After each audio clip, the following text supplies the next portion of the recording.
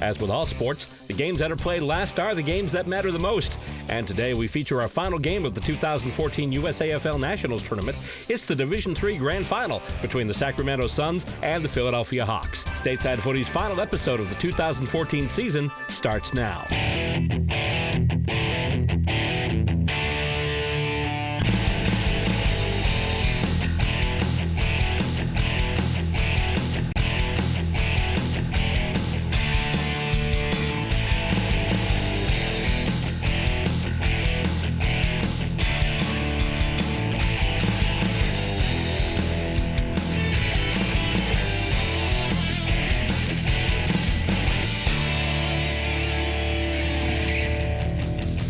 We are back at the Darree Soccer Complex in Dublin, Ohio, the site of the 2014 Nationals Tournament held by the United States Australian Football League.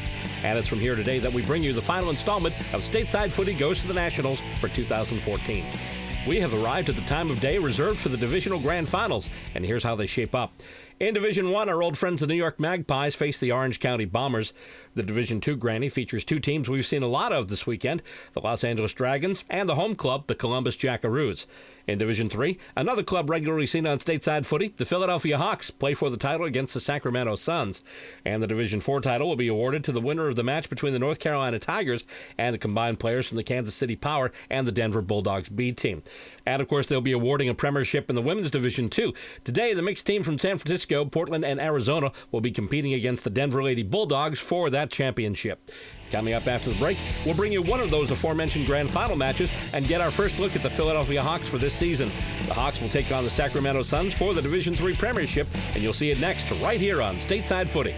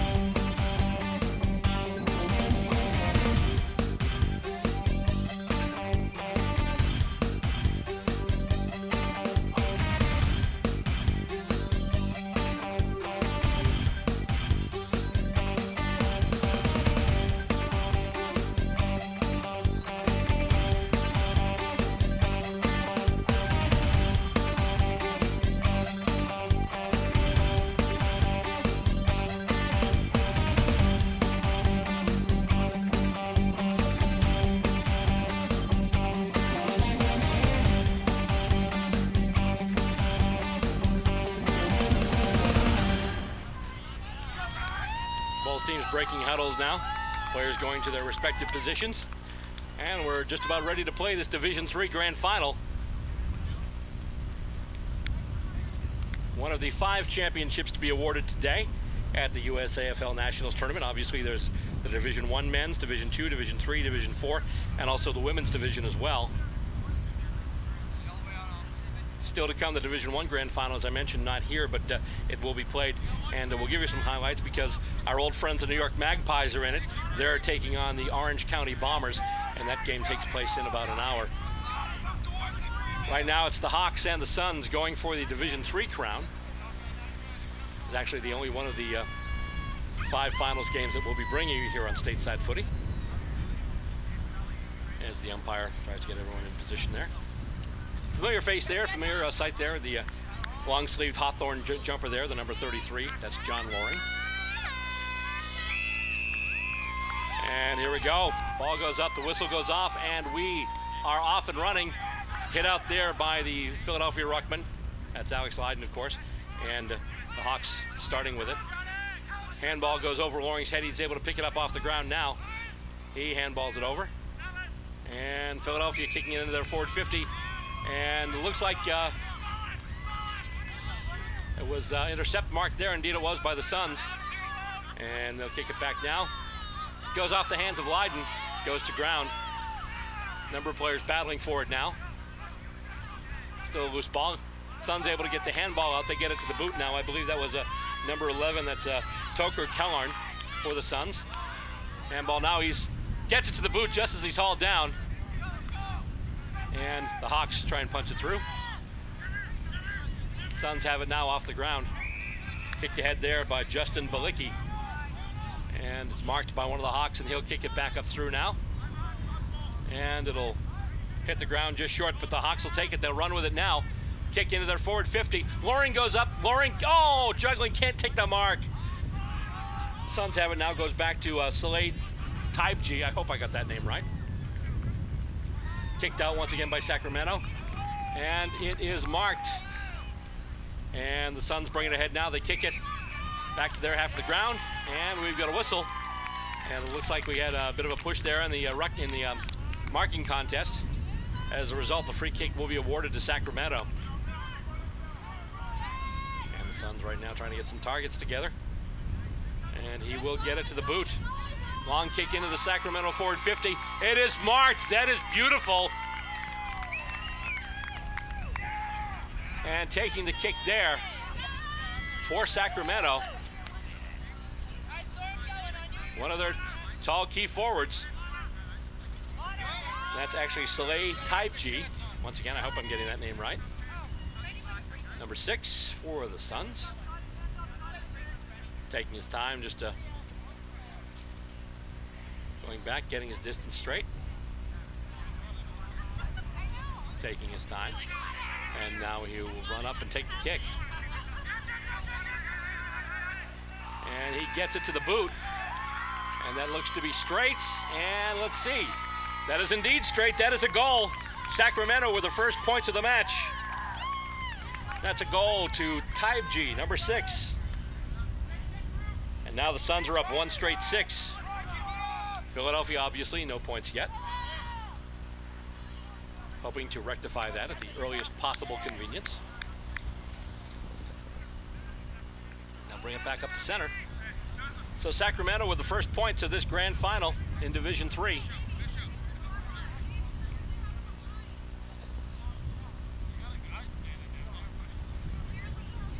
Bring the ball back up once again. Toss it into play. And hit out by the Suns. But then taken by the Hawks.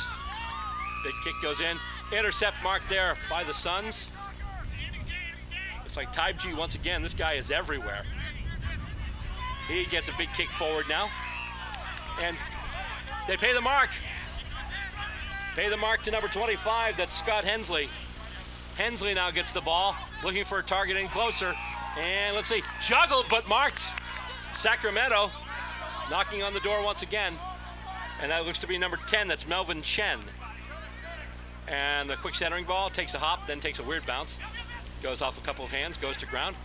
Hawks trying to battle it out right now. I think Nick Wolk back there trying to move with it. He went to ground. as did half the people out there. Philadelphia does get one to the boot, however, and it's going to take a bounce. Be taken there, and then, oh, actually, he tried to get it to the boot, but he got tackled and run over the line. It looks like we'll have a boundary throw in. Good result there for the Suns as the ball gets tossed up. Punched ahead by the Hawks, but then knocked back by the Suns. And ball's still in play. Big pile there. And it's handballed out. The Hawks have it now, and he's able to get the kickoff. There's a race to the ball now. And Taibji has it once again. Handballs it off and then gets a handball back. And it looks like he ran out with it, so it'll be a boundary throw-in. Little case of a give-and-go handball between him and number 21, Nathan Metzler, for Sacramento. And they'll toss it back in. Lydon punches it ahead for Philadelphia. First one to get there, though, is a Sacramento player. And he will kick it ahead now. Big long kick there, takes a bounce. And it's picked up. Suns have it now. Going there, that's number 9, that's Sean McEachern. Goes over the head of a couple of the Hawks. I think Peter Wolk going after it there. And it's kicked out. It'll go over the line, and it will be another boundary throw-in. Early action here in the first half of the Division III Grand Final for the United States Australian Football League. And right now, Sacramento leading by a straight kick, 6-0, as the ball goes back up.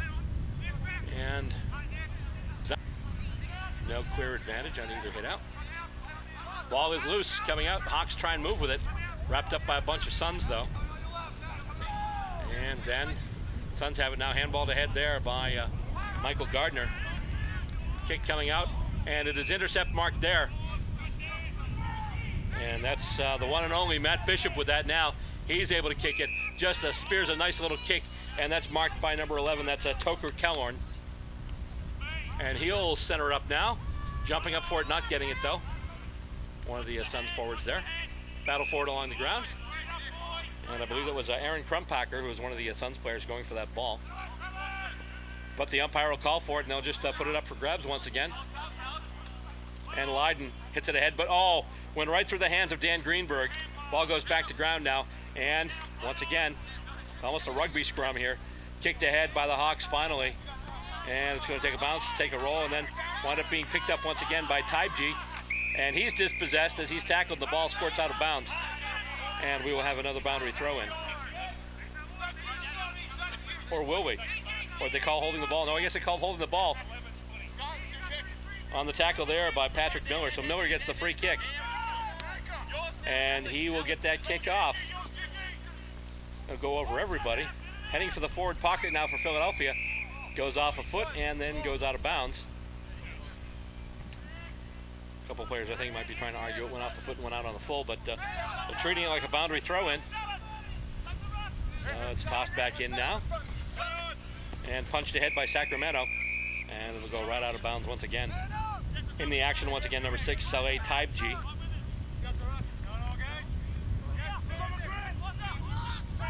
And by the way, Saleh, in advance, I do apologize if I'm not getting the pronunciation of your last name correctly. Coming in once again, Alex Lydon punches it out. No real advantage, though, as Sacramento has as many players in that contest as Philadelphia. Hawks nudge it ahead a little bit now. Now it looks like the Suns are trying to move with it, but they're wrapped up. Another player taking the ground, and the ball will be tossed up for grabs once again. Still early in the first half here of this Division III Grand Final so far. Sacramento leading 6-0 as the Hawks try and do something with it now. And the snap kick going into the forward 50, and that's going to go off a set of hands. And Philadelphia getting their first score. It is a minor score. They have their first point, and now the score is Sacramento 1 straight 6, and Philadelphia 1 behind 1. Suns now to take the kick in. And, it goes off the hands of Andrew Jacobs, but he's able to get it now. He just gets it to the boot, and has a big kick forward there. And there's a race for it now. Picked up by a Sun who's then absolutely wiped out by a tackle. He's still trying to get rid of it. He finally does.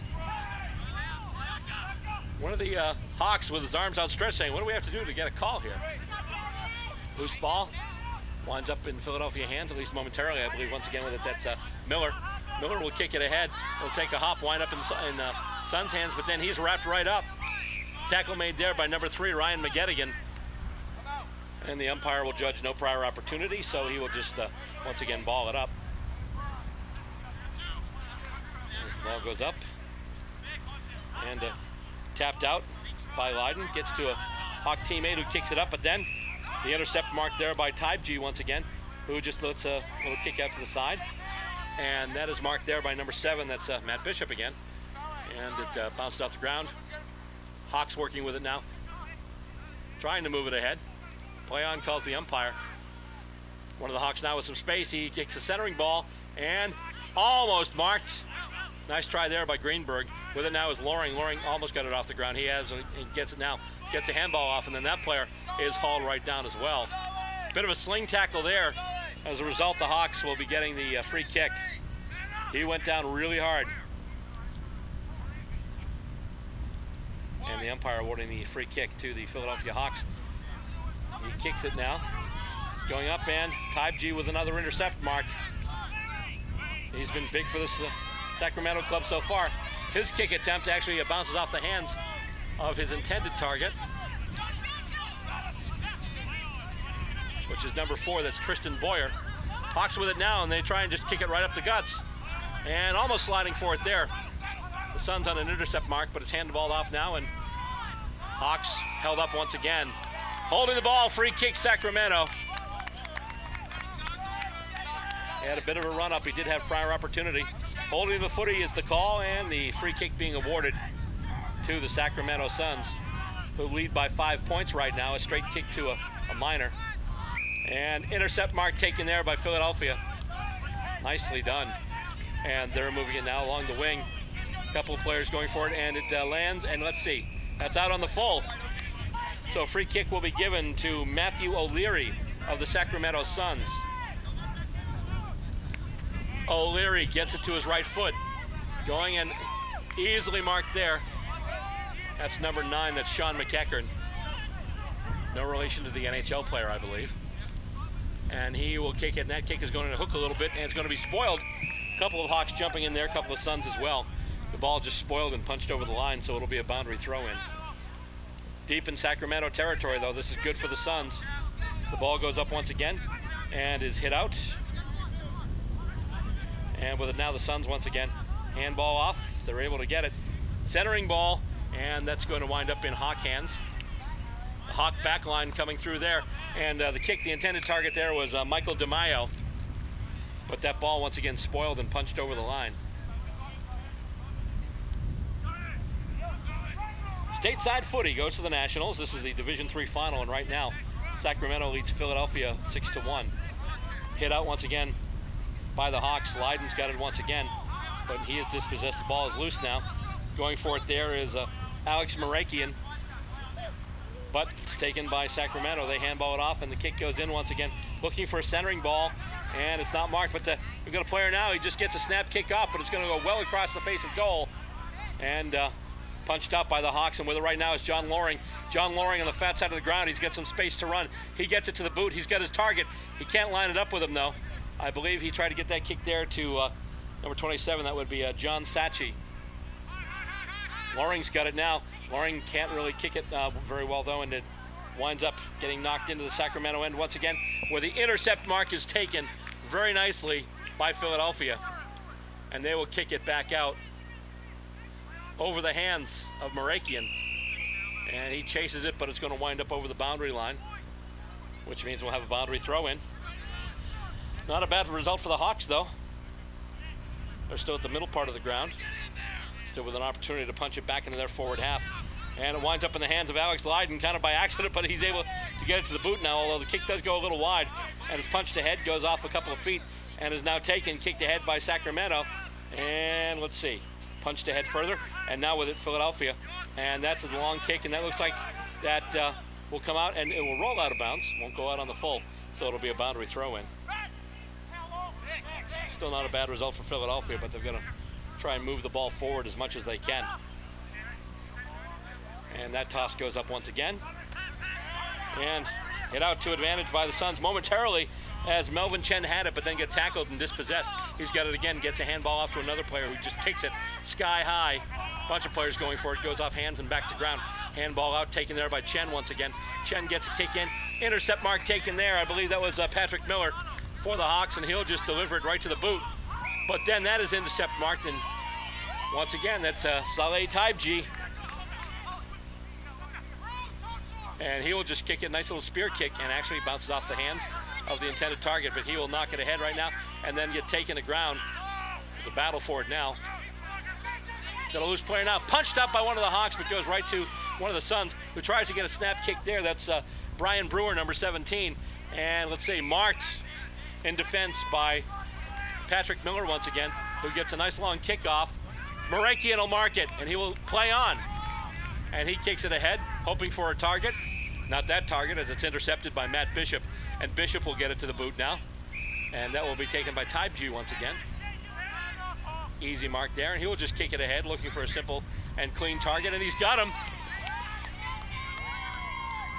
And now the Suns with another chance to maybe capitalize.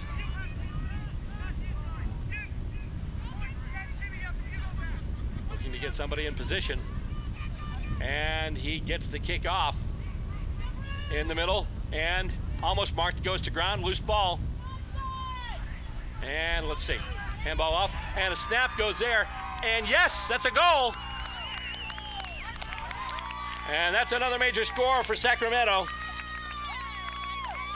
Now it's 2 straight 12 to 1 behind 1. And off we go with it once again. Excellent job there by Sacramento. Philadelphia battling so far, they just haven't had much luck. And Sacramento has taken advantage of their 2 opportunities in close. And they look to add to their lead as once again the ball goes up for grabs. Toss goes up, and we've got a whistle. And let's see.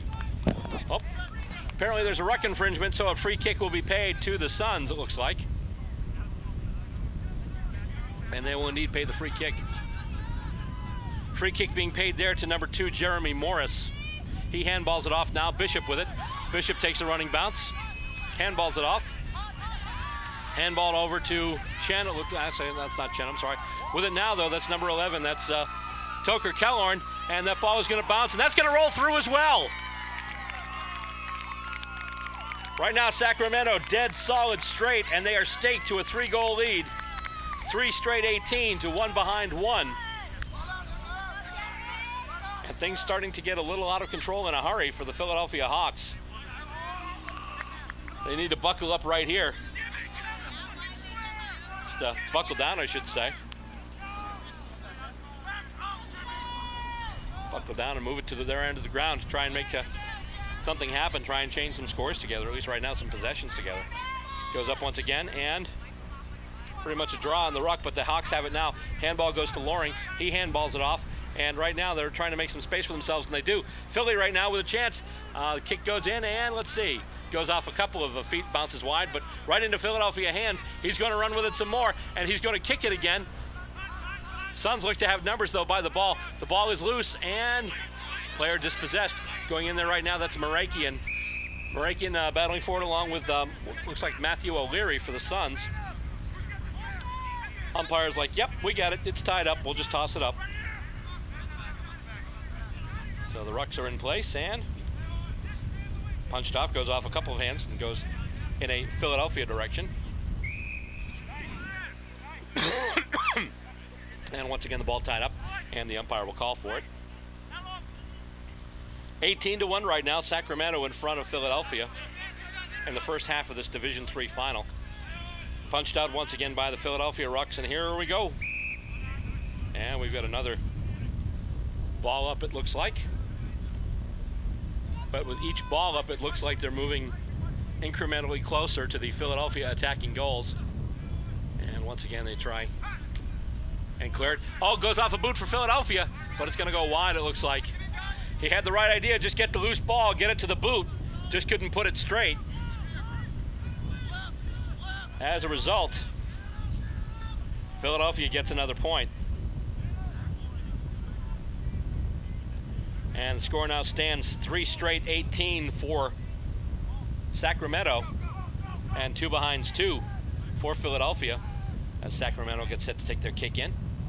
And that's a big, long, high kick, and almost marked there. Bounces off the ground a little bit and then taken, and handball to head there by Michael Gardner, who gets it over to Travis Hemmon. Hemmon gets tackled and I believe gets pinged for holding the ball. So I think Nick Wolk might have the kick for Philadelphia. I thought I saw number 7 there on the back of that jumper. And the kick is taken in an intercept mark there by Matthew O'Leary. And the Suns with the ball once again. And that's another nice high kick. Winds up in Suns' hands, bounces off a couple, and then with it now, that's Chen. Chen kicks it ahead, looking for a target, and spoiled and almost marked by one of the Philly players. He's able to get it now, kick through, and marked. Nicely done there. And that is number 70, that's James Madigan, who delivers the kick up, and we've got an infringement on the marking contest, and it looks like we've hit halftime, but he's being awarded a free kick. Obviously, it's got to have the journey. He's got to blast this one to Mars. Big kick, it's a straight kick, but it's not going to have the journey. And that's going to go through, and we are going to have halftime. So one half of the Division III final is in the books. And so far, Sacramento coming out on top. As we go to the halftime break, the score stands the Sacramento Suns 3 goals straight, 18 points. And the Philadelphia Hawks 2 behinds 2. Coming up next, we've got second half action, and we will bring it to you right here on Stateside Footy.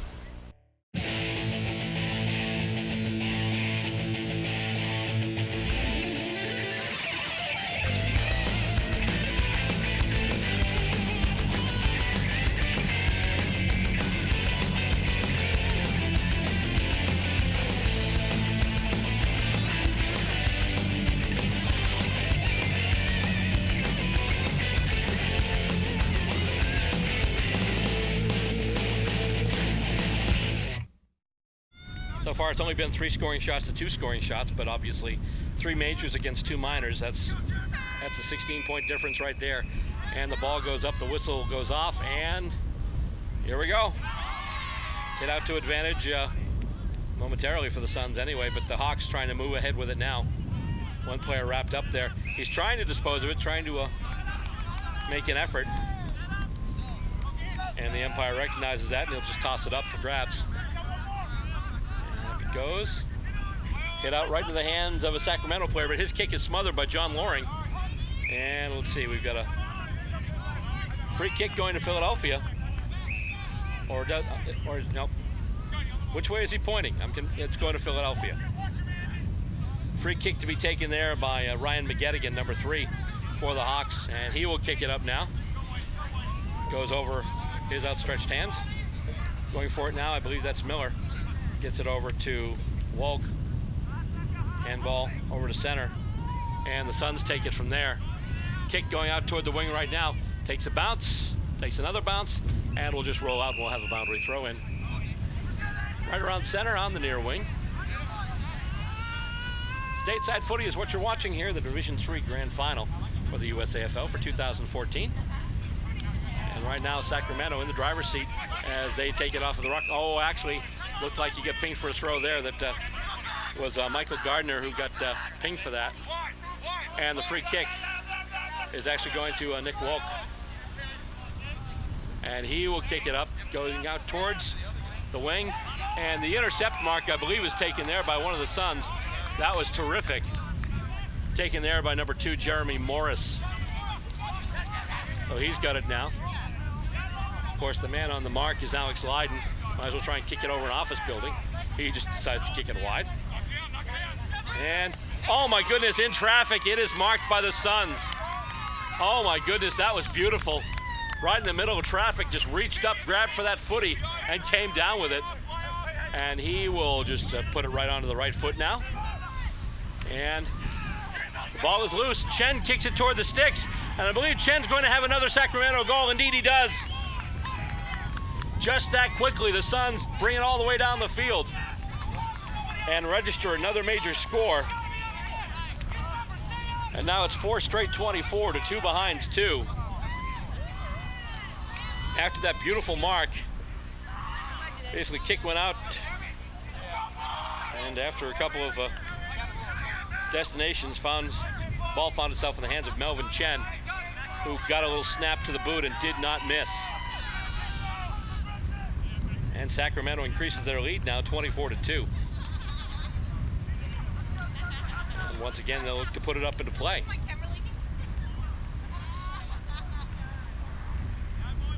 Tossed up for grabs once again and hit out by the Suns. And it looks like they might actually have the clearance, but the player come out with it. He's then hauled down from behind. And we've got a whistle. And holding the footy, it looks like the call was. I didn't see the umpire's signal, but could have been due some infraction in that mess there. But free kick was given to Philadelphia, and now the handball, actually the mark goes out to the side, and intercept mark again. Philadelphia keeps trying to put it in their end of the ground, but the Suns have done a nice job taking intercept marks all day. And the Hawks do a nice job intercept marking there. Kick goes in once again, and intercept marked once again by the Suns. And they just kick it out now along the wing. And let's see, he's looking for a target. And he just puts it up now. And it's intercept marked there by Alex Marakian. He's dispossessed though by one of the Suns, and they'll just kick it ahead. And Sacramento is on the move once again. Lines up there, going into the hands of his son. Another Sun now, he sidesteps and is able to handball it off. I believe that's Chen with it now. Chen with a handball. Another player gets it. Yeah, almost intercept marked there by Philadelphia. Suns pushing once again. Soccer to head, off the ground. A couple players hit the deck. Suns have it, had it. Soccer to head there, it looks like by Nick Wolk once again. Handballed off, and now with it, that's McGettigan. Handballed off, and Shepard along the ground. Disposals aren't very clean right now, though, for Philadelphia. And it'll go to ground, and it'll be holding the ball, and the free kick will go to Sacramento. Suns with a free kick. And give it a little lift there, but not enough, and Philadelphia comes away with it. And that kick will be marked. That's Miller. Patrick Miller with it now for Philadelphia. And now Miller gets it on the right. Goes out looking for a target. Will it get to him? Nope. As intended target there was shepherded off the ball. And we've got another ball up, it looks like, as a bunch of players get tied up with the ball.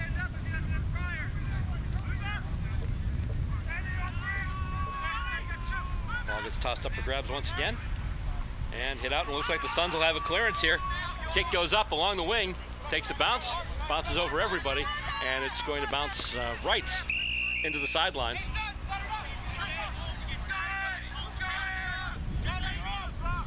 And the boundary umpire will get set to throw it back in.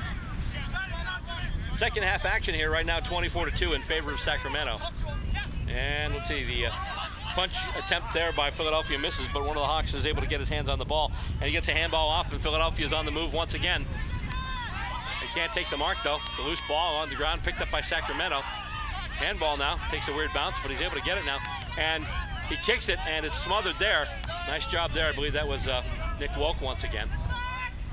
And Philadelphia looking for a bit of a centering ball, and they've got it now. It's marked.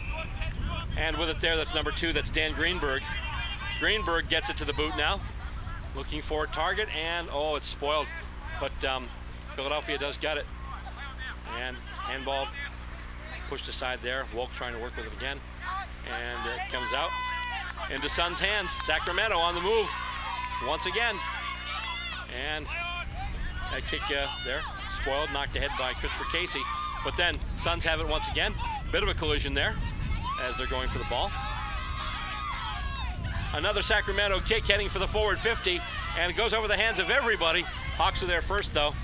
And the Hawks backline again. Oh, he's dispossessed, he's taken down. Another Hawk right there, that's number 27. That's John Sachi once again. And his kick is marked. And Philadelphia looking to take it once again. Kick goes up, and ball goes to ground. Handball goes off.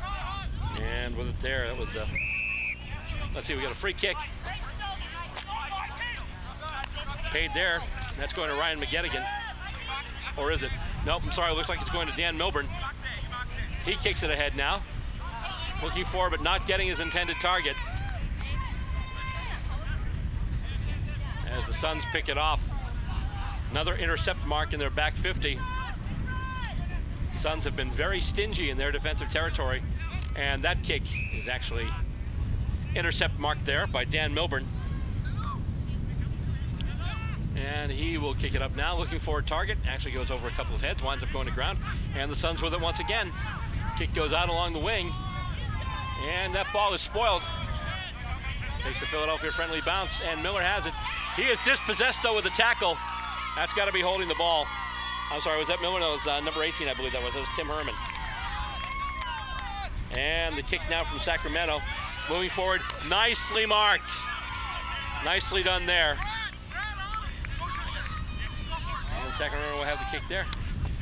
And the kick taken there by number 5, that's Aaron Krumpacher. Goes to ground and moves forward. Suns with it now, trying to move it. And let's see here, that kick is going to go through for a behind. Not sure if a Sun touched it or if it was a rushed behind. But the important thing is, it's another point for Sacramento, and they now lead 4-1-25 to 2 behinds, 2.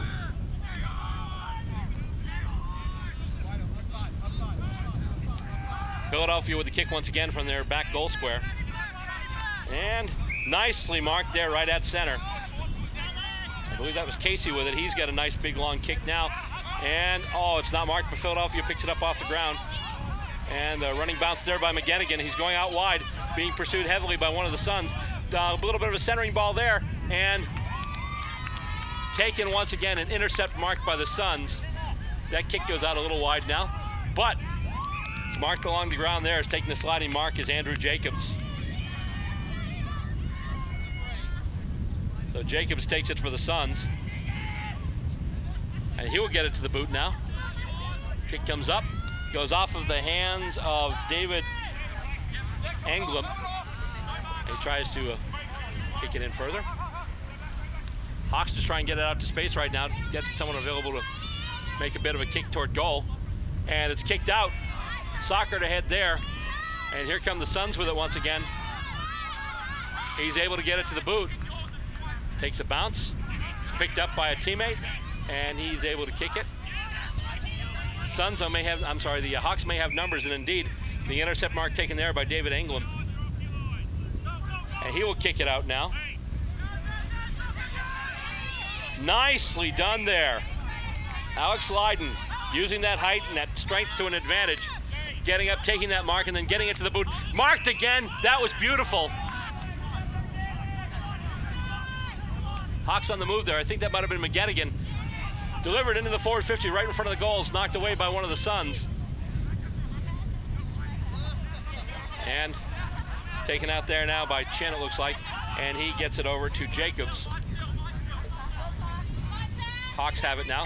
Handball over to Mirakian. Goes over now. Suns pick it up off the ground. He'll take a running bounce, and it looks like Sacramento's away once again. Big kick in toward their forward 50. And the intercept mark once again, and that's number 13 this time, that's Peter Wolk. He kicks it back up, and seems a lot of the entry kicks are being taken by the other team's players. Sacramento, though, has connected with enough of their kicks in their forward area where they lead right now by 23. And kicked ahead once again, Philadelphia has it on the far wing. Trying to set up a target in front, and, oh, he's spoiled. They thought they had the target there. He jumped up for it, just was spoiled by a Sun jumping up at the last second. And the ball will roll out of bounds, and will be a boundary throw-in. With time continuing to tick down here, time running out for Philadelphia. They want to get back into this thing. And it comes off of the ruck along the ground for a while, picked up by a Sun, kicked then towards the center of the ground. Suns have it now. I believe that's Justin Balicki who gets it. And, oh, it's marked there. That was beautiful. One of the Philadelphia players. I'm not sure if he got hurt or if that was just a bruise to his ego, but mark taken there by number 33, that's Warwick McLaren. So McLaren with a chance for a big set shot for his club. run up now to take the set shot. And he booms that one. Will it have the carry? It'll have the carry. It'll have the aim too, it looks like, as that will be another goal. Sacramento tacking on another major and increasing their lead 5-1-31 to 2 behinds 2.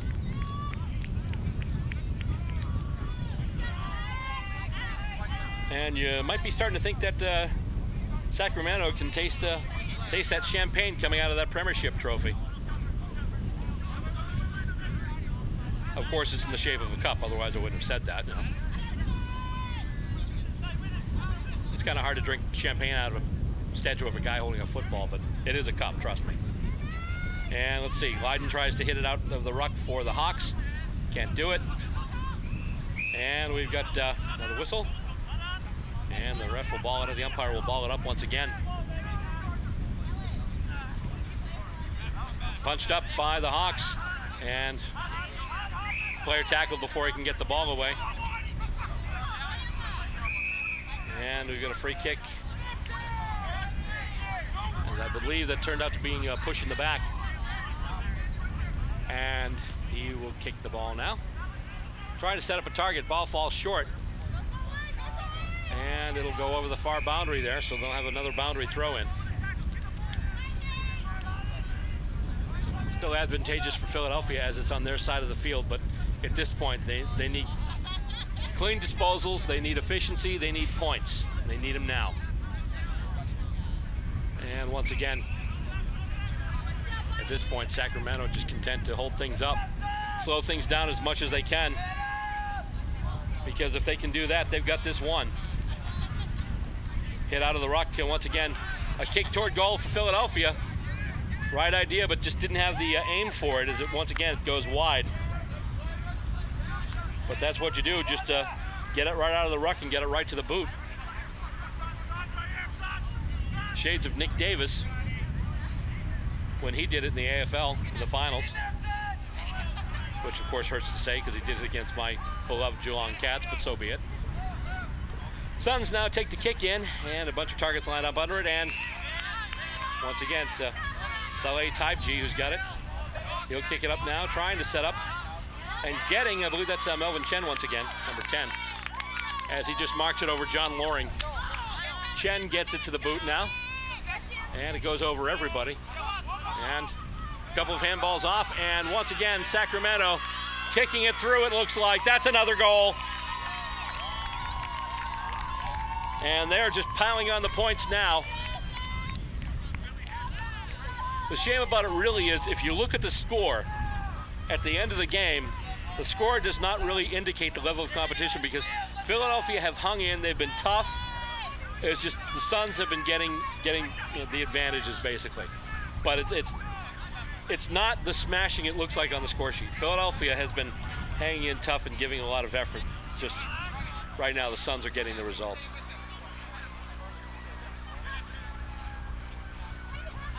As the ball goes up for grabs once again, and once again kind of a neutral on the hitouts, but Philadelphia handballs it off, and here they go. He's got some space, can't get through two Suns though. And the ball once again along the ground. They'll just wrap it up. I believe that's Wolk and Hemmen with it there. Toss it up once again, and Lydon hits it out. Winds up in Sun hands though. Kicked ahead. Dribbles a little bit. Bounces out of a couple of hands. And getting it there, that's Anglin for Philadelphia. Takes a weird bounce. And they tried to kick it toward goal, but he just shanked it. Philadelphia with a kick now toward the sticks. And that's got the carry. Has it got the distance? Has it got the aim? It doesn't look like. Nope. It'll go wide. Push wide to the left. So now it's 4 behinds 4 for Philadelphia, 6-1-37 for Sacramento. And Sacramento will have the ball once again in their own back goal square. And the kick goes up once again. Number of players going up for it. Goes to ground. Taken there by Taibji. Then he's wrapped up by a bunch of Hawks. And Chen tries to get it out too. I'm sorry, that wasn't Chen. Getting it in there. And punched ahead by Lydon. Taken out by one of the Suns there. I believe that was John Odbert. And it's wrapped up, and we'll have an impasse, basically, between Patrick Miller and Sean McEachran. Hit out by the Hawks, but winding up in Suns' hands, and player goes down, and he did not get legged, though. Obviously, he got tripped, but he got tripped by one of his own people. And he's limping a little bit. In fact, both players are limping a little bit. And the Suns hit it out to advantage, and they were just about away. Loring has it there. He's wrapped up and tackled and dispossessed. Philadelphia kick now going wide, bouncing off a set of hands. That player's taken down. And I believe he's going to get the free kick. That's Raymond Casella. And he will just handball it off to Patrick Miller. Casella getting the free kick for a push in the back. And let's see. It's a battle for it. And another ball up. Suns getting closer to that Division III title as the ball goes up once again, hit out by Leiden. And it's kicked toward the goals, and it looks like that'll be another minor score for Philadelphia. Indeed it is. So 5 behinds, 5 now for the Philadelphia Hawks. For the Suns right now, 6-1-37.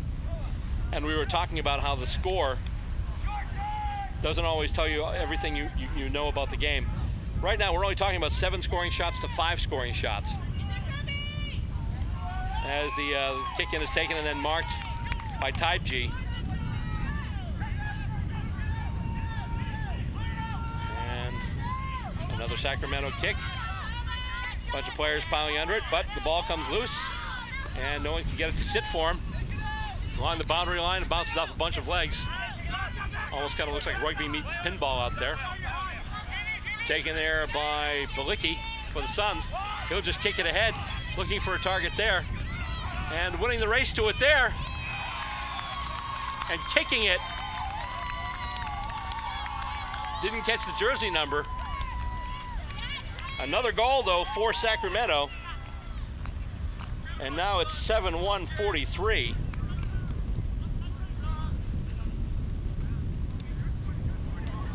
Strategy you go with, just kick it long and hard, and even if someone doesn't catch it, maybe someone will win the race. And that'll be it after that goal is scored. The horn sounds for full time, and the Sacramento Suns are your 2014 Division III champions in the United States Australian Football League. The final score from the Darree Fields here in Dublin, Ohio. The Sacramento Suns, 7 goals, 1 behind, 43 points. And the Philadelphia Hawks, 5 behinds, 5 points. Congratulations to both teams for making it this far, and also congrats to the Suns for winning the Division III Premiership. Congratulations going out to the Sacramento Suns on their Division III Premiership. Here's how the other divisional grand finals ended up. In the women's division, it was the Denver Lady Bulldogs coming out to the victory over the combined team from San Francisco, Phoenix, and Arizona. The final score, the Lady Bulldogs, 2 goals, 3 behinds, 15 points, and the Iron Maidens, 4 behinds, 4 points. The Division IV Grand Final wrapped up with the North Carolina Tigers defeating the combined Denver-Kansas City side with a score of 7 goals, 2 behinds, 44 points, to 4 goals, 6 behinds, 30 points.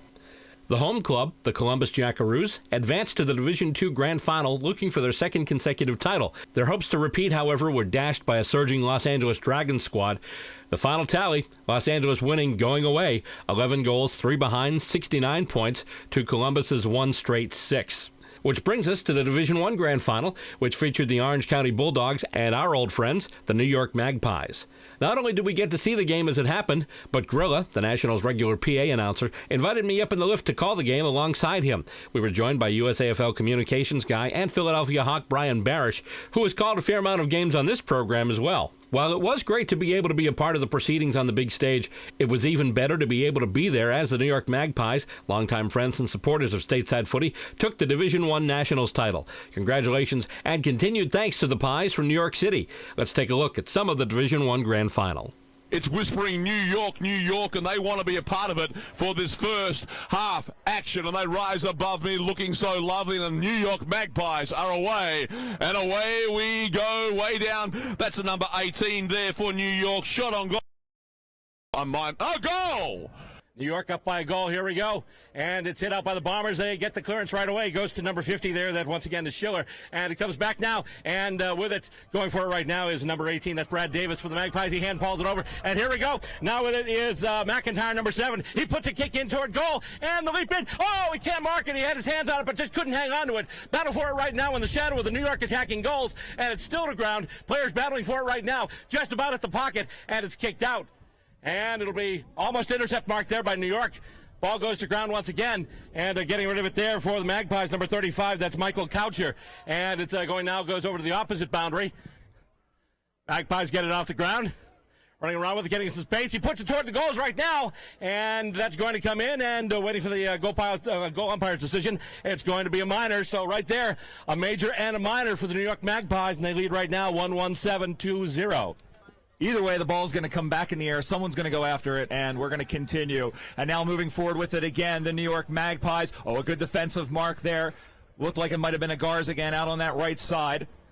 And he's going to look for options. He's going to come into the center of the ground. Nice mark, uncontested there. He's going to go back. Going to see a lot of uncontested marks on both sides, not because of bad defending, but because of good placement. There's another one. The mark taken there by number 37 for Orange County. That is David Lezeske, as he pumps it in forward again and almost defended. Orange County is going to move the chains forward. Down he goes. He shoots for a goal, and he's got it. 10 there for Orange County as Adrian Heffernan hauls, connects in the middle. Arguez, who pushes down, pitches it over the top of the mark. Number 37. 3-7 for Orange County is David Lezeske. Lezeske lasers into the man front of the show, front stage, and that's a mighty big man indeed. The number 18, of course, is Kendrick Tyrrell. Tyrrell to the house. From 30 yards out from goal, he'll walk that line, the straight and narrow. On behalf of Coopers, back on the breeze. Is it going to hang in there? Umpire adjudication says it looks like 6 points to me. It is. Kelleher now gets it to the boot. He's got a couple of targets. New York have the numbers. He jumps up, and they pay the mark. He did get control of it. Going up high there was number 12, Karen Hughes. And once again, a doozy by Hughesy as he gets back and tries to line things up here. New York right now 3 points down, looking to regain the lead. Looking to chain a couple of possessions together and move this thing forward. Hughes gets it to the boot now, and it goes up off a couple of hands. Looks like OC's going to win the race with the ball, or will they? Nope, New York is kicking it wide now, and the ball is going to tumble and roll and perhaps even nurdle out of bounds. Thank you, Brian. And thanks, Bill. They'll toss it back in there. Right now, Black Drum scoreboard. 2 straight 12 for Orange County, 1-3-9 for the New York Magpies. And actually, my apologies, it is not a boundary throw. It did not roll out. Actually, it's a free kick being awarded to the New York Magpies. So the Maggies with a free kick right now, looking to move it and get it into scoring position. He runs up, and he gives it a whack.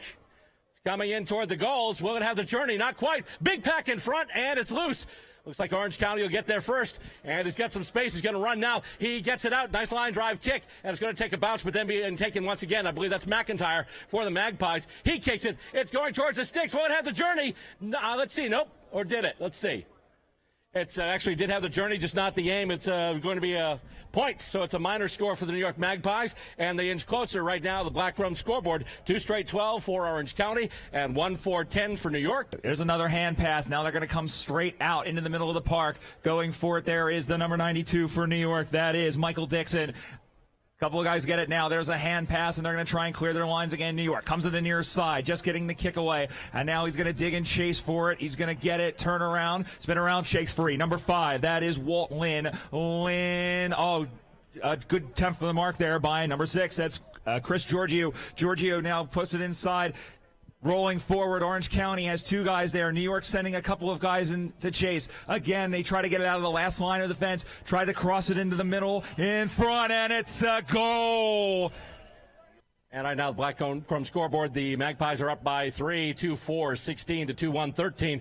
That kick coming in now to the area right in front of the goal. Almost marked. I believe that was Giorgio in there. And kicked out. Orange County now, they get it out of danger, at least for the moment. Magpies rushing back in, though. Kick toward the goals by Aricchio, and let's see who gets a bunch of players at it. It's all bundled up, and let's see. I think they'll Toss it up just outside in the shadow of the New York attacking goalposts. Lining everybody up right now. Not much real estate on one side of the field for these teams. And the ball goes up. Huge tip for both clubs. And it goes to ground. And let's see, looks like it's going to go out to a boundary throw in. One of the New York players got it, but it was instantly dispossessed. And the ball went over the line. And we're going over to Grilla. 3-point ball game. New York are threatening like the distant thunder that you hear from time to time. Full time, New York, they are very, very much a part of it.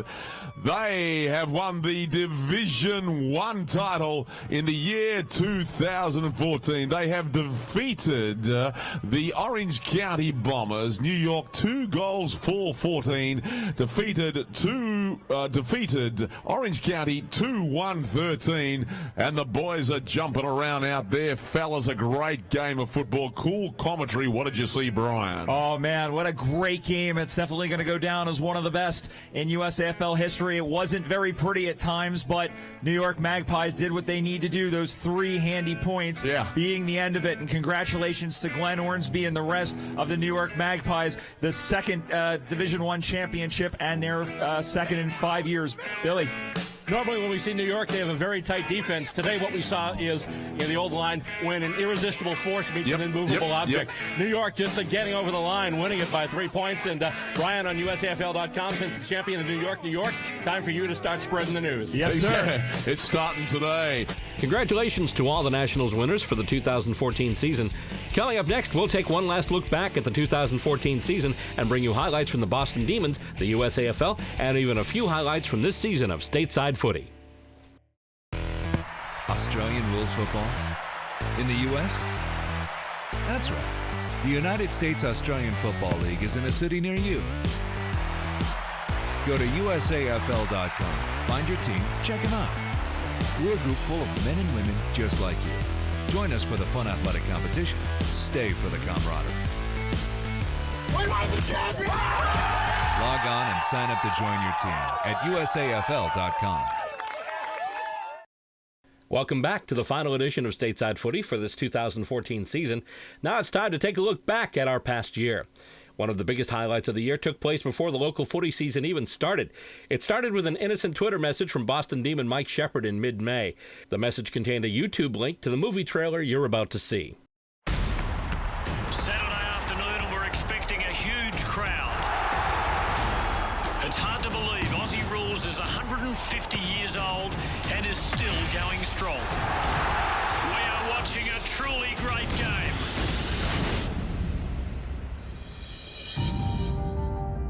This is a period of radical change for sport.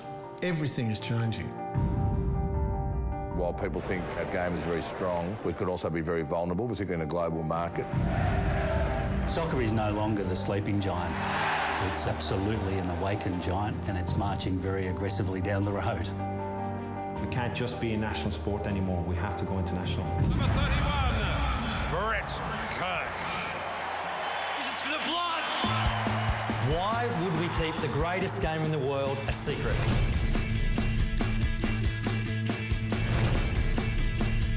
Thanks guys for coming along. Understand that this at the moment is a bit of a foreign game to you, but that's okay, we've got to start somewhere.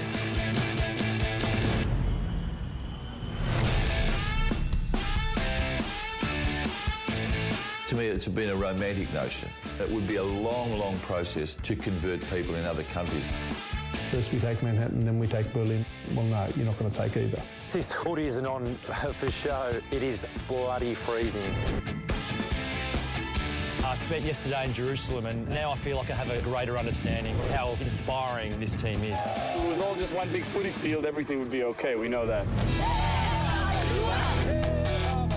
Special moment here on Stateside Footy. NFL superstar Brett Kirk joins us. Brett, thank you very, very much. If you ended up with a centre half back like Muhammad Ali and a full forward like Michael Jordan, wow, you couldn't lose. This is like the Olympics to them. It's like the World Cup of football.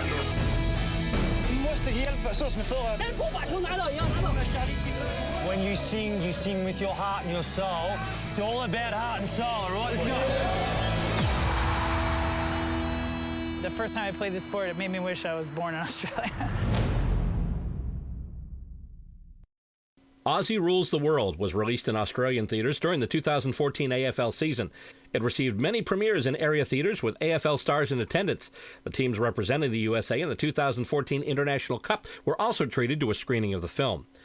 The excerpt you saw in the trailer happened back in the 2011 season when former Sydney Swans captain Brett Kirk traveled around the world to promote the game in advance of that year's International Cup. As part of his swing through the United States, he came to Boston, and Stateside Footy was there. Special moment here on Stateside Footy. We teased it at the top of the show. Joining us today, AFL superstar. In fact, we get to cheer, the captain of the red and the white. Brett Kirk joins us. Brett, thank you very, very much for joining us on Stateside Footy. Thanks, Bill, for having me. I've heard a lot about you, and I'm happy to be here on a sunny day in Boston. Well, thanks for joining us once again. It's a terrific day here for a game. We were expecting a little bit of rain, and also there was that championship parade across the river that we had to contend with, too. There was a few people around. Few people, yeah. Boston Bruins Stanley Cup champions. They had the parade today. Yep. How was the trip over from South Station? Yeah, it was fine. Yeah, there was a few people around. Obviously, ice hockey is a big thing in town, but yeah, it's a lot of crossover from ice hockey to Aussie Rules, I think. A little bit. Yeah. Speaking of journeys, obviously you're in the middle of what's being billed as Captain Kirk's Odyssey, and it's really a worldwide tour. You're the AFL ambassador. The International Cup's coming up in August. Yes. Tell us a little bit about this Odyssey, because it really is an interesting trip. I've been reading your tweets, and you've been to some, not just the United States and Canada, but Israel, Sri Lanka, exotic locales, but also locales where they can sometimes be global hotspots. Tell us a little bit about your journeys through there. Yeah, when I retired, I'd always wanted to go on an adventure with my family, and the AFL sought me out to work for them, and I sort of worked out the position that I was an International Cup ambassador, and once it all started, I really wanted to create some awareness about what footy's doing overseas.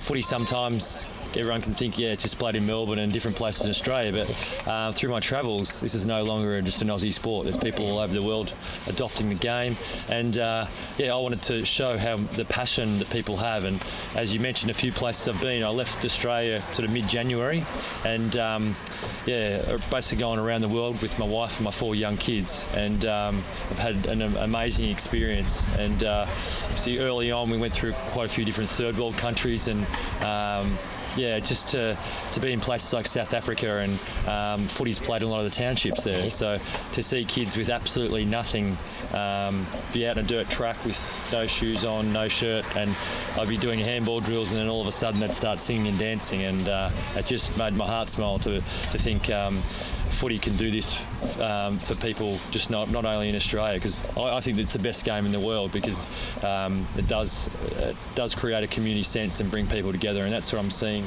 everywhere I go. It's just the quality people involved, and it's not always expat Aussies.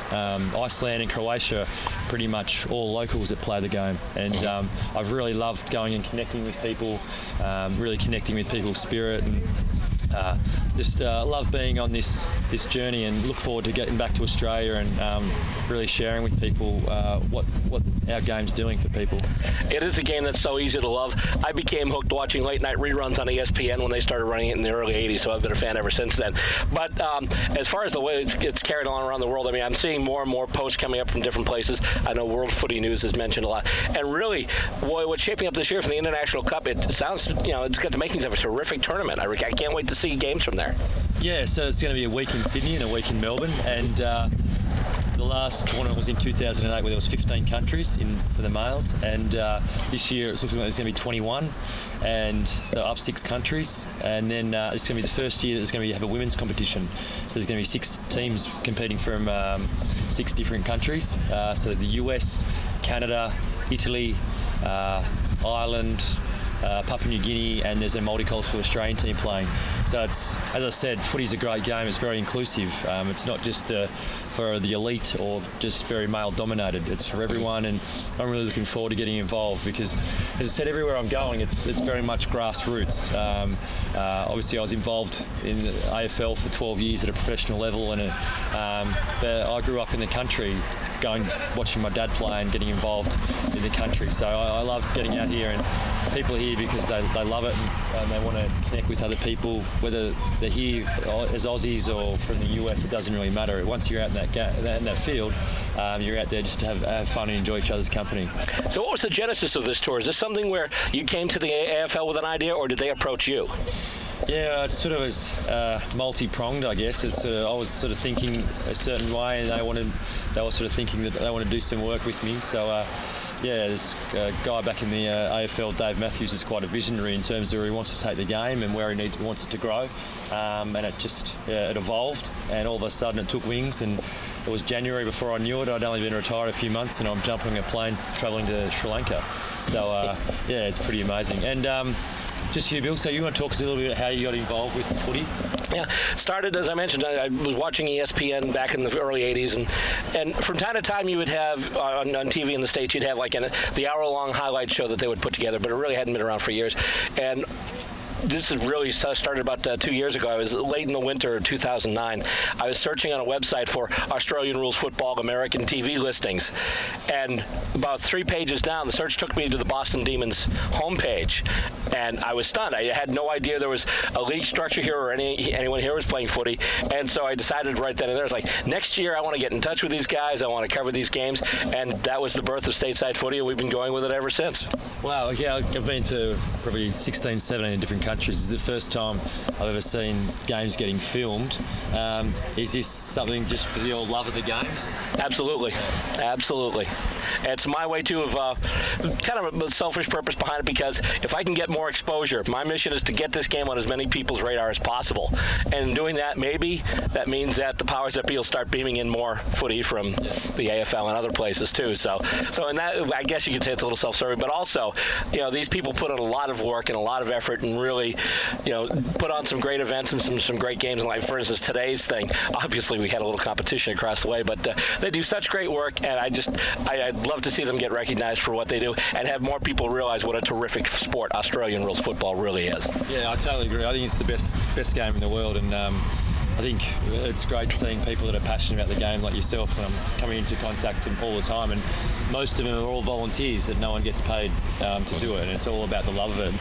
What is it that you love about the game? The fast pace of it, the excitement, much like in hockey where you have a bounce or something like that, just this little piece of rubber can just all of a sudden it does something and brings an entire crowd to its feet. Same thing, like for instance, watching last year's grand final. Anytime, it seems especially anytime the Pies kicked a goal, the entire place just erupted. And just something like that can bring that kind of excitement and energy into a place. It's just an exciting game to watch. It's one of the games where really just, it's not like baseball was my first love, but sometimes you can get a little sedentary, but Aussie Rules, they're always going. Yeah, for sure. And I think also you mentioned before about the importance of it getting on TV for people to watch. I totally agree. I think people need to actually be able to see the game and be captured by it and then want to try to join somewhere. So can you just tell me, obviously you've got a lot of cameras here and you're doing a lot of work. Where is it can you watch your footy? Our flagship station is Wilmington Community Television in Wilmington, Massachusetts. It's a local cable access station. The show can also be seen online. Anytime the episodes are done, they get posted right up online. We have a site. We actually have videos on the Vimeo and on YouTube, but our main site's on blip.tv, and that's where people can watch the episodes. In fact, this week we just got our 4,000th total view online. So there are people out there watching the program, which is awesome. Yeah, that's great. And do you think the US people can adapt to the game of Aussie Rules? Absolutely. Just as far as the people that I've talked to, I've already made a few conversions just at the TV station where I work. My wife, one day she came home, I was watching the hour-long highlight show that the AFL used to put together, and she's like, "What are you watching?" She sat down, half an hour into it, she was hooked. To the point where now she's coming with me and doing these things. We've traveled to New York, and we traveled to Baltimore, and we're traveling to Austin for Nationals this year. And she's actually been behind a lot of it. I figured this year it's like, we'll do the home games, we won't do any road games. And then she's like, we could do New York, and we could do Baltimore. I'm like, okay, fine. Don't have to tell me twice. So she's really into it too, and it just shows how quickly people can really learn to accept the game and love the game and really follow it and get into it. Yeah, totally agree. You got anything else to know? Actually, just not to sound like a cheesy game show host, but we do have lovely parting gifts for you. Beautiful. And also for Haley and the kids. Okay, beautiful. Thanks so much, Bill. Thank you. Yeah, obviously we connected just recently on Twitter. And yes, we did. Yeah, and I read a little bit what you're doing and spoke to some people from the US. So I think it's wonderful what you're doing. It's your own time and it's something you're passionate about. And yeah, as I said, I guess this is what I'm seeing all over the place. People like yourself, whether you're involved in administration, whether you're playing the game, whether you're umpiring, I think it's a great community sense that football brings, and I really pay homage to what you're up to. So thanks very much. Thank you, Brett.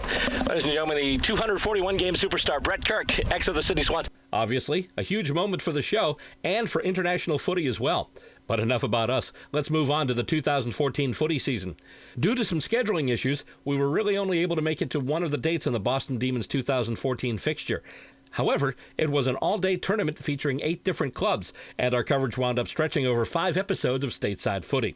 First off, we got to see the Boston Demons notch their first ever victory over their nemesis to the north, the Montreal Angels. And Rogers will toss it up for grabs once again and gets hit out by Hansen. And let's see here. Bunch of players going after it on the ground.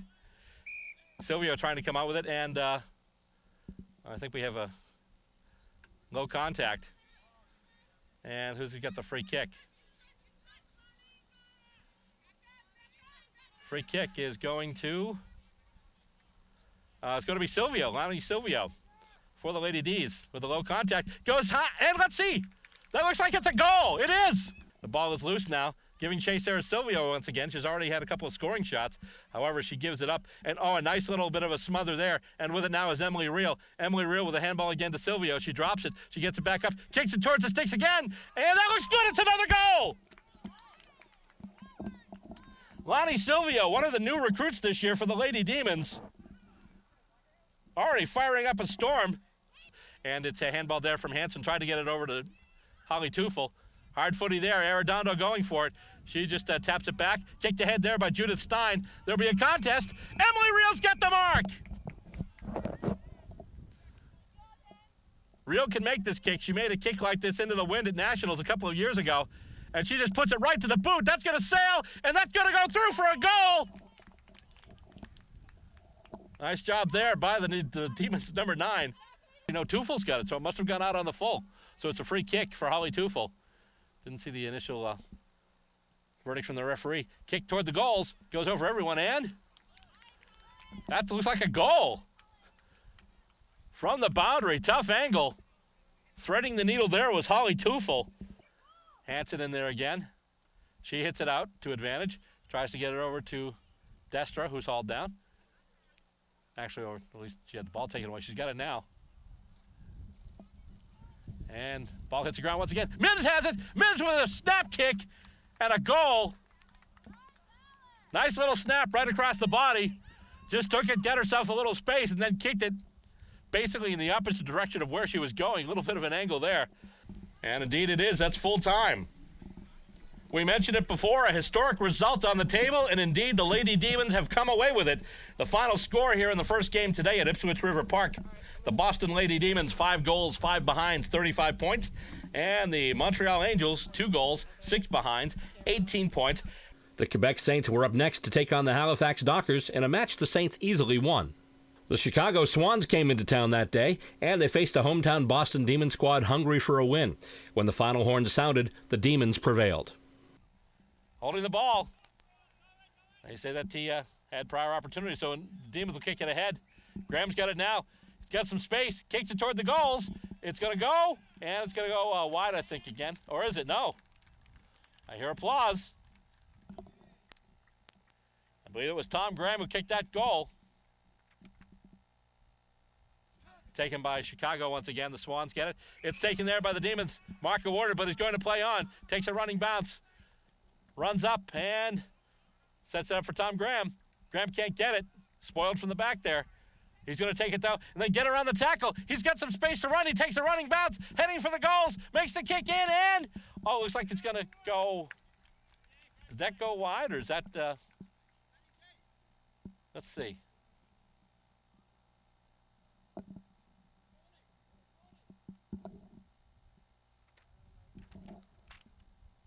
That's a goal. Okay. Looked like it, and indeed it was. Demons once again with another chance to kick it towards goal. Up it goes. That's a nice big kick. That's a nice straight kick. That's another major score for the Boston Demons. Now it's 3-7-25. Graham kicks it ahead now. And here come the Demons on the run once again. He gets the kick off, looking for a target, getting him right in front. Demons with the mark there. And a chance at another scoring shot. They've only had one this half, but it went straight and true for a major. And let's see what happens here. That's a line drive kick. And that's another goal. Demons, another major score. Their kicks may have gone errant in the first half, but so far they've got 2 scoring shots, and they've both been straight.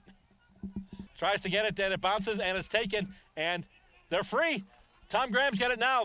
Has to bobble it a little bit. Doesn't quite sit for him. He's got it now. Handballs it back, and they kick it. Looks like it was touched. Touched. It was play on. He's free. He's got a chance at the goal. It's a kick. It's heading towards the sticks, and it looks like that'll be another goal. Congratulations to the Demons, picking up the victory. The score here at full time at Ipswich River Park. The Boston Demons, 5 goals, 8 behinds, 38 points. And the Chicago Swans, 4 behinds, 4 points. Next up on the docket was the second game for the Montreal Angels, who faced their next opponent, the New York Lady Magpies. Having just fallen to the Lady Demons, the club from Montreal was looking to rebound with a win. They accomplished exactly that. Won't sit for her, though. She's harassed by Lindsay Belsey. Belsey's got it now, gets some space, gets it to the boot, and kicks a goal. Belsey once again showing up huge for the Lady Angels. And coming out with it now. That's a handball. Goes out, and the kick goes off the ground, and trying to do a bit of goaltending there was Autumn Irvin. Not quite doing it. And the Angels kick another one. Big win there for the Montreal Angels over the New York Lady Magpies. The final score here from Ipswich River Park in North Reading. The Montreal Angels, 4 goals, 9 behinds, 33 points. And the New York Lady Magpies, 1 goal, 2 behinds, 8 points. The Quebec Saints came in looking to build on their early success and rack up a second win for the day. The New York Magpies, however, had different ideas. Desai now. Desai gets it to the boot, just kicks it in the middle. Nobody there, but it's picked up there by Marcus. Marcus running a little bit, bounces off a tackle, handballs out. Another Magpie with it right now. He gets it to the left boot, puts it in toward the goal, and I believe that's going to be a straight kick. Indeed, it is. First score of the match, it goes to the Magpies, and it is a major. And went off one hand, but bounces right to another player there. That's Pat Gilder. He kicks it ahead and gets it over. Kick goes off now, and that's a goal. That's a player there known as Magic. At least that's what I've got on the roster here. And indeed, that play was Magic. And Eric Jordick is setting up for a boundary throw-in, so it did indeed hit the ground before it went out of bounds. Did not go out on the full. And off the tap, it goes over to White now. White gets it to the right foot, almost a little bit of a check side kick there. But it's marked by the Magpies, and they bring it right back into attack. They're so good at doing that. And that looks like another goal. That's huge for New York. To claw away at this lead some more. With it now is Manassa. Manassa handballs it off. And here come the Saints. Kick goes in toward the forward 50. And let's see. Once again, it's a mark. He's paid it. Fabio Patos again.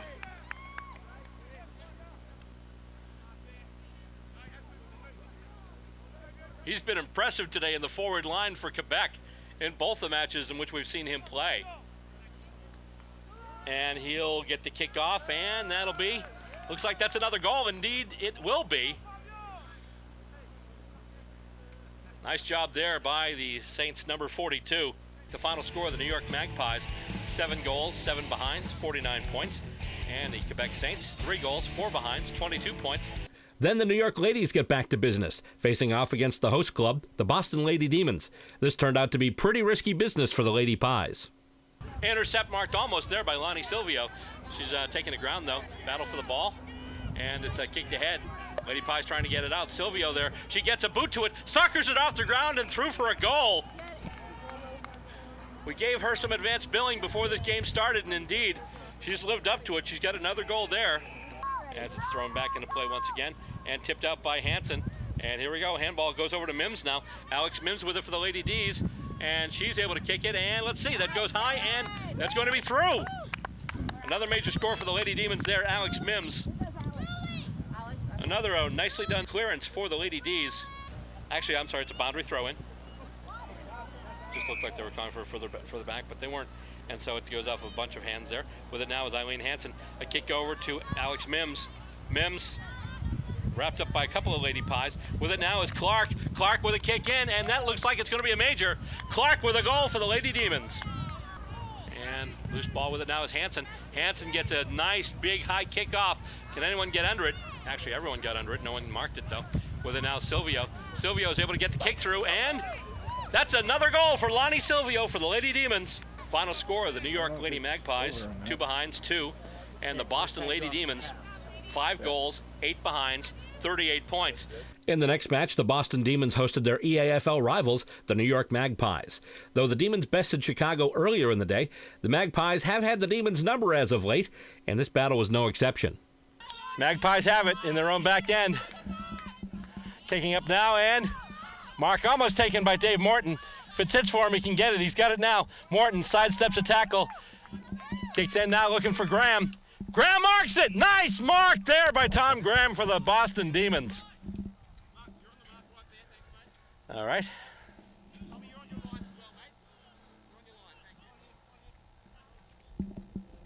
Nice early opportunity there for the Demons to get going here. And Graham takes the kick. That's a big kick. That might make it all the way. And that goes straight through. So the Demons give away an early 50-meter penalty, and right now they kick it in, and it's marked in very close, and it looks like that 50-meter penalty is going to come back to bite the Demons, or you know where. They're lining up for a shot right now.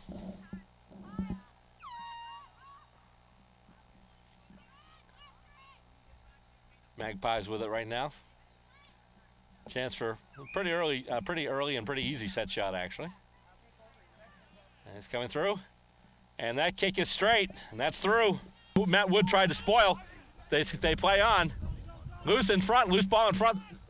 Matt Wood was getting called for a free kick, and that's not good. A lot of confusion in the back line for the Demons. Knocked out once again. 2 advantage by the Magpies. And it goes right in front. Magpies with another shot, and this looks like this could be a simple shot.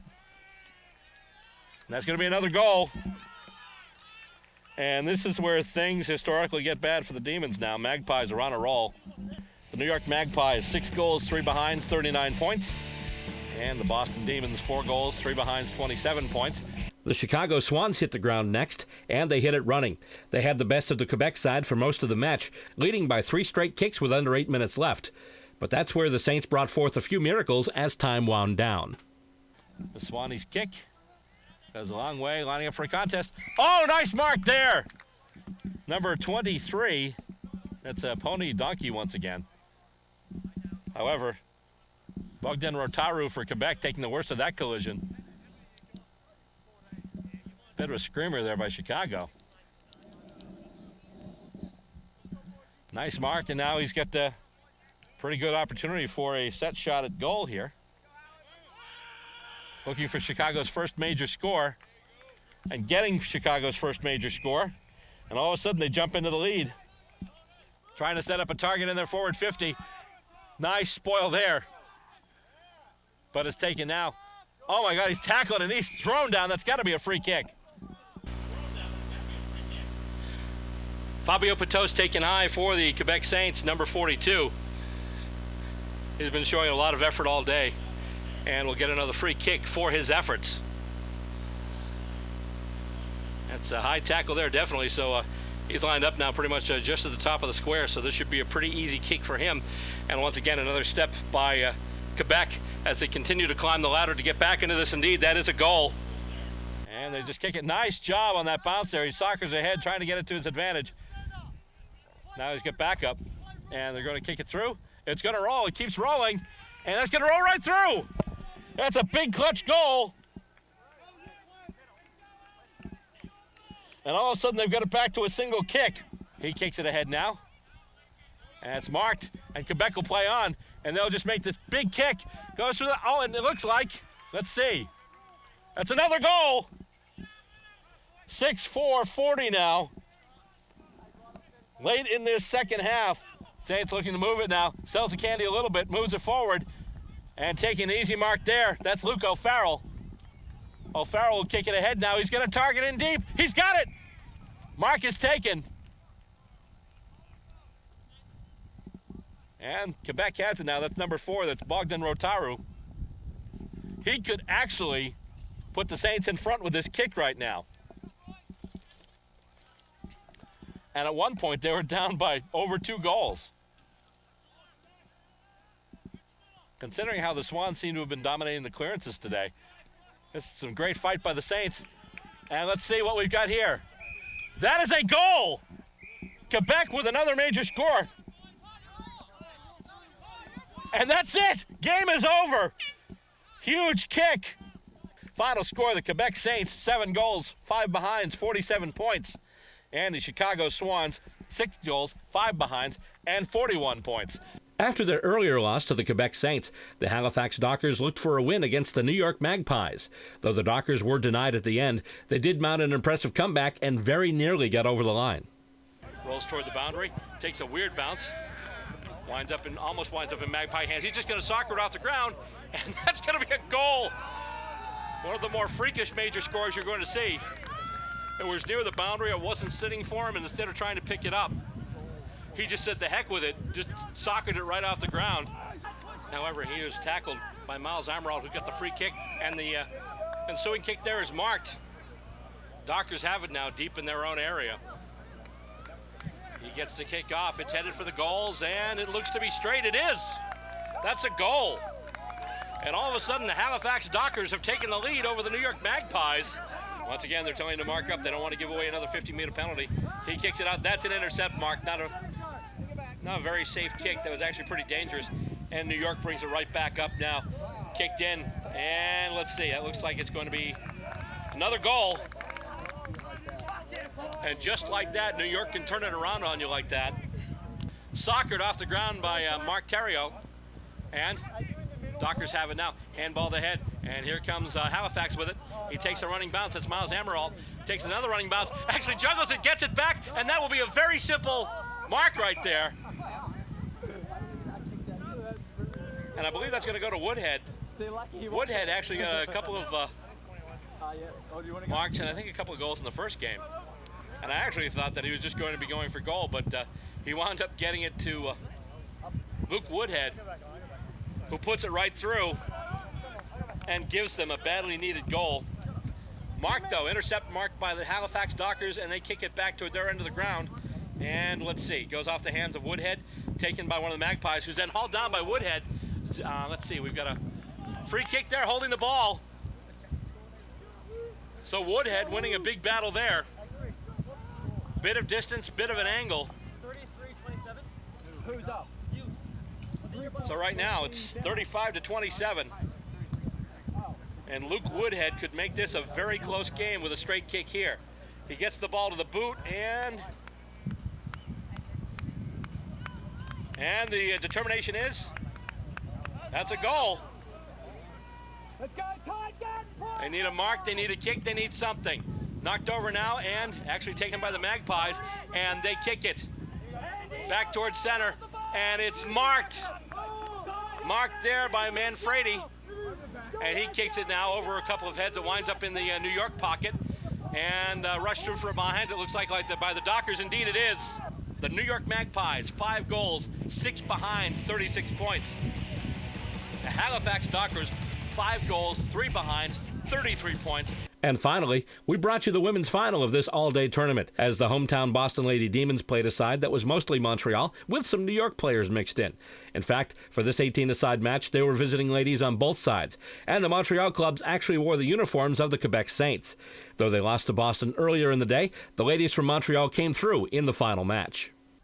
Belzy's got it now. Belzy tries a handball off, goes over one of her teammates. Now trying to get some space and kick it. And getting the goal there, that's Kim Hemingway, number 5. So Quebec comes in and they register 1 goal. And now it's 1 straight 6 to 1-1-7. And she kicks it toward the goals. Marked. Oh boy. Marked there by Sarah Warden. In close, almost to the point where a kick from this range would be a foregone conclusion and would put Quebec in front. And indeed, that goes through. That's a goal. Kicking it out of there now. Nice job. That's Ashley Singer playing for the Lady D's. With it now is Margot Legault. She kicks it. That's a big, long kick, and that's going to go over everybody and right through for another goal. And she's just going to kick it ahead. Easily marked there by number 8. That's Lisette Hinojosa, who usually plays for the New York Lady Magpies. But as often in situations like this, sometimes teams split players.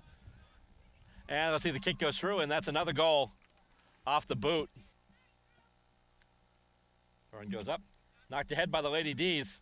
However, winds up in Quebec hands. Ball is loose. She's got it, and she's able to kick it, and right through. I believe that was pretty much the new star of the day, Lonnie Silvio. She had a couple of goals in the first game against Montreal, and she gets a major score there. Hansen's got to look out there. She's got some pressure coming. She's able to get it, though. Kicks it through some pressure. Emily Reel gets it. Emily Reel in range. Bit of an angle, but Reel's a terrific kick. And that one, let's see.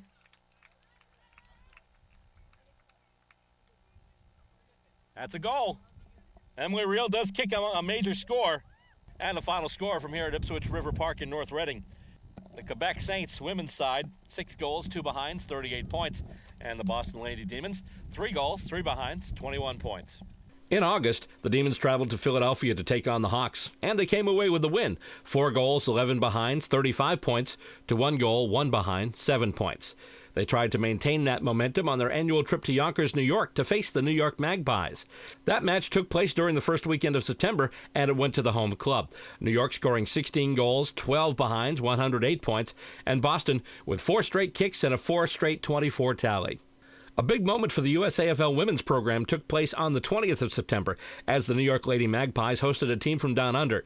The St. Albans Spurs, the Victorian Women's Football League's 2011 premiers, made the trip to the States and met up with the Lady Pies as well as players from other area clubs, namely the Baltimore Washington Eagles and the Boston Lady Demons. Unfortunately, we were not able to be there to cover that event, but Lady Magpie Christina Licata told us a little bit about what happened. It was a fantastic weekend, really historic for the New York club. It was our biggest tournament that we've ever hosted, and just had a really good run with the ladies, and it was so wonderful to see the Aussies play because they really just elevate the game so much for us, and so it was great to see how the game should be played on the women's level. Live up to. Number of times you see people, one of the things they brag about when they belong to an Aussie Rules club is the social aspect. And if you follow the New York Magpies on Facebook, they're like en masse all over the place. They're their own entourage. What are some of the adventures the Lady Magpies have gotten into this year? Oh my goodness, I don't think we can air these. Don't worry, I'm a better editor than I'm an interviewer.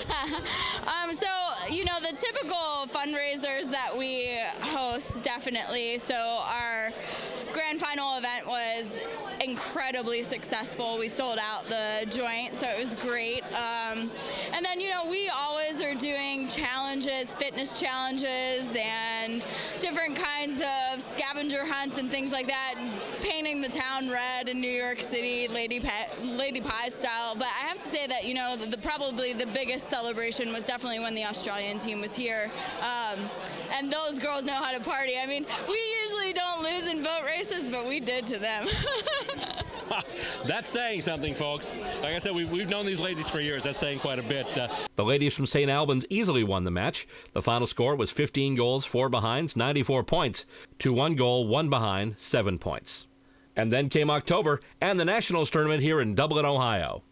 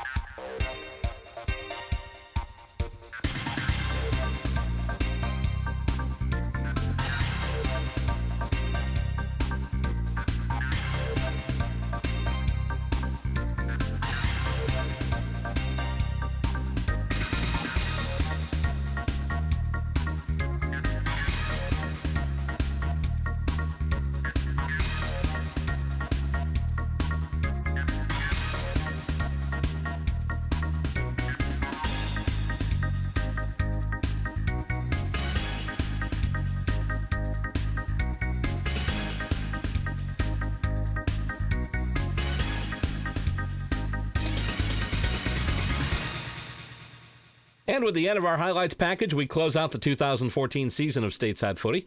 We'd like to thank the league, the clubs, and especially the players for their continued support. Also, many thanks go out to the folks who helped produce the show this season: John Cimino, Paul Hipple, Savannah Hubbard, Brian Jocelyn, Kyle Serino, and, most importantly, Stacey Robert. And by the way, even though we're closing up the TV show for the end of the season, obviously we're going on the web all the time. You can check us out on Vimeo. It's www.vimeo.com/StatesideFootyTV. You can also check us out on blip.tv/StatesideFootyTV. And we're on YouTube, too. Selected games are up there. Just go to YouTube and type in the search Stateside Footy, and you'll see a bunch of our games there as well. You can also visit us on the web. Our homepage, it's www.StatesideFootyTV.com. We're on Facebook. You can like us. We're Stateside Footy TV. And you can follow us on Twitter. It's BillR_SS Footy. On behalf of everyone involved in the show this year, I'm Bill Robert, thanking you very much for watching and being a part yourself. Thanks again, and we will see you next season.